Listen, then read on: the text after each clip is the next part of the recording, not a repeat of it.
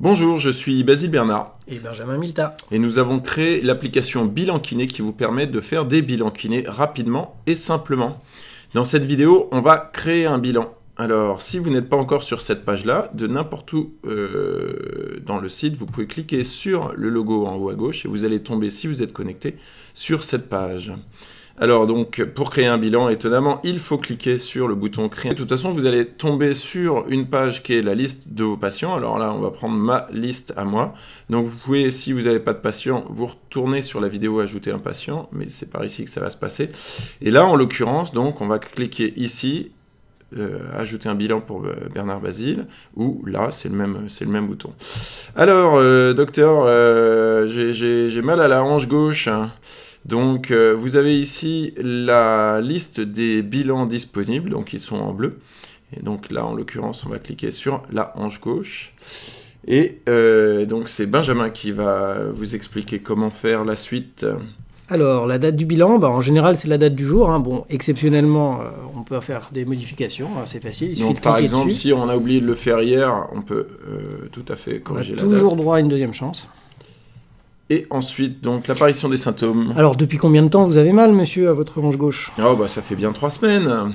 C'est parti. Alors là, vous allez choisir si vous voulez faire du rapide, du personnalisé ou un test fonctionnel. Et là, on va s'en tenir au test rapide parce que le test personnalisé, les autres tests feront l'objet d'une autre vidéo.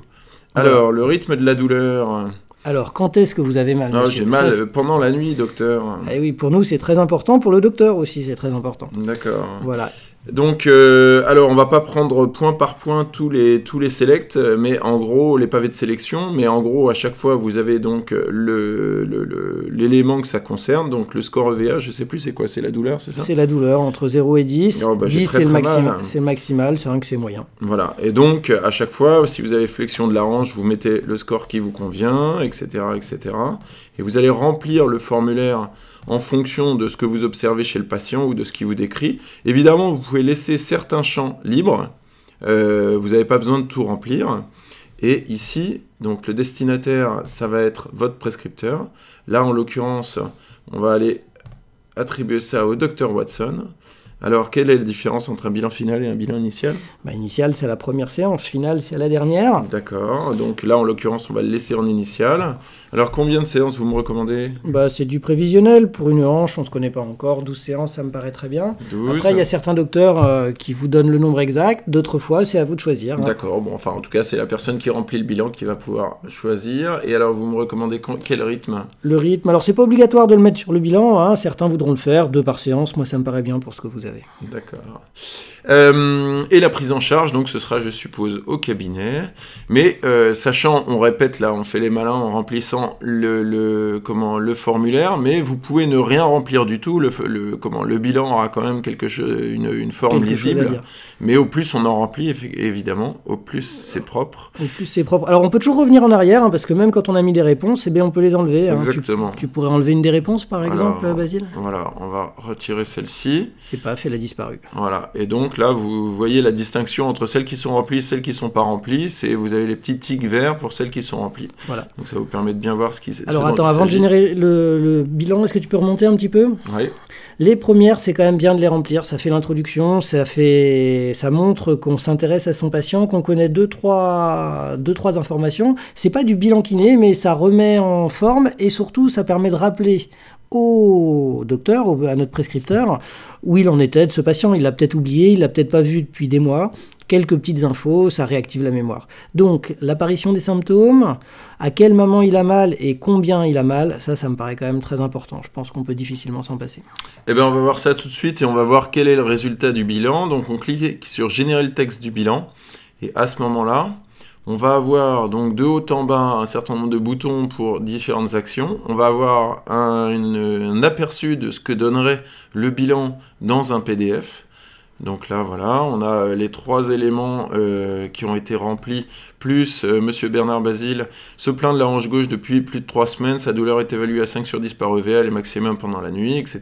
Suite à votre prescription, j'ai proposé 12 séances de kiné au cabinet à rythme de 2 séances par semaine. Je vous tiendrai informé de l'évolution du patient en fin de traitement. Salutations. Et là, on peut, si on s'est trompé, cliquer sur modifier le bilan, ou alors on peut l'exporter en PDF.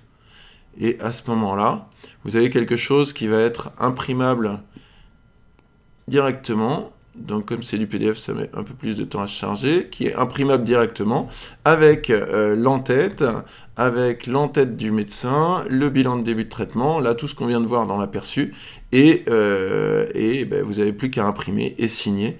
Et c'est tout. Donc si on revient à l'aperçu, naturellement ici, si vous vous rendez compte que vous êtes trompé, vous pouvez cliquer sur modifier le bilan et vous pouvez aller faire une modif. Par exemple, je me suis trompé, je voulais dire que c'était une douleur à 1 sur 10. À ce moment-là, vous allez avoir votre bilan qui est modifié.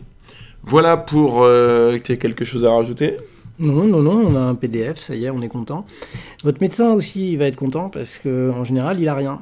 Il y a des médecins qui le disent, ça, on nous envoie des patients et après, on ne sait pas trop ce qu'ils viennent. Alors, certains patients, effectivement, eux, ils communiquent bien. Ils reviennent vers le médecin, ils expliquent ce qu'ils ont fait en kiné, ils disent s'ils sont contents, pas contents, ce dont ils ont besoin. Mais il y a des patients qui sont moins réguliers et ça fait des perdus de vue. Et on ne sait pas trop ce qui s'est passé. Le médecin, il aime bien savoir quand même, quand il nous envoie quelqu'un, ce qu'on en fait. Ouais. Et alors si, moi j'ai oublié une des fonctionnalités, c'est-à-dire que si vous voulez pas utiliser pour une raison ou pour une autre la génération automatique de PDF, vous pouvez tout à fait copier dans le presse-papier le contenu qui est là, et si vous allez coller dans Word, en fait vous allez retrouver exactement cette mise en page. Si vous avez un éditeur de texte préféré, il n'y a pas de problème, vous n'êtes pas obligé d'exporter le PDF, vous cliquez là-dessus et vous allez coller, donc vous faites pomme V sur Mac ou CTRL V sur PC dans votre éditeur de texte préféré. Voilà, c'était pour la création du bilan initial, et on se retrouve dans une autre vidéo pour voir comment on fait les bilans finaux et les synthèses. À bientôt.